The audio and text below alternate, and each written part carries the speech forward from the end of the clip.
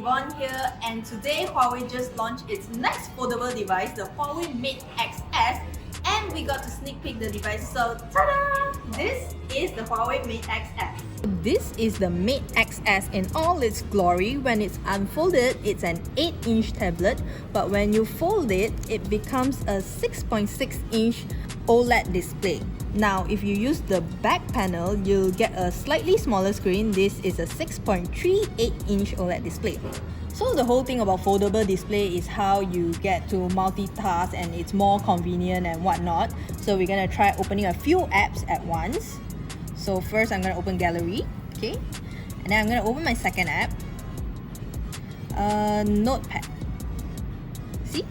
And then I can switch between both apps, whichever one I like. And then I can also add a third app, let's say Music. Ta-da! So I can have 3 apps at once. I can play my music, and then I can check my pictures. I can drag pictures to my notes. This is how I do it. Pull and I just drag. Ta-da! Of course, one thing we worry about when it comes to foldable display is how there might be a crease in the middle, right here.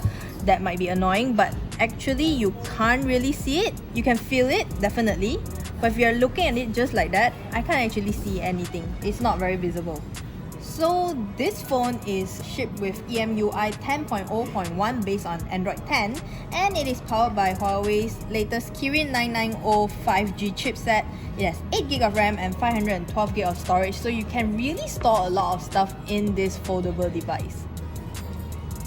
As for its battery, it's pretty similar to the Huawei Mate X. It comes with a 4500 mAh battery and it supports 55W Huawei Supercharge, so you can charge this phone from 0 to 85% in just half an hour.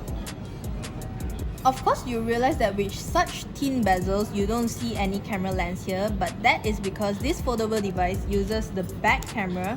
So you can use this for your regular shots and also your selfie shots. You get a 40MP main lens, a 16MP ultra wide lens, and also an 8MP telephoto lens. You also get an extra 3D depth sensor for your portrait shots, which is the same camera setup you get with the Huawei Mate X.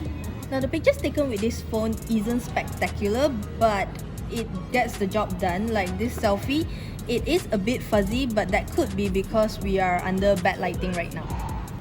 So this is the Mate XS. It's actually not much different compared to the original Mate X, but it does have a sturdier hinge and a better chipset. One thing though, it costs €2,499, which is about 11,000 ringgit here, so it's not really something everyone can afford. Foldable devices are still niche, as you can tell from the price of this phone.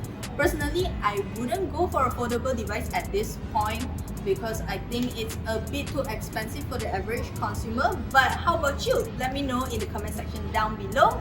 If you like this video, give it a thumbs up and don't forget to subscribe to our channel KLGadgetTV. I'll see you in the next one. Bye bye!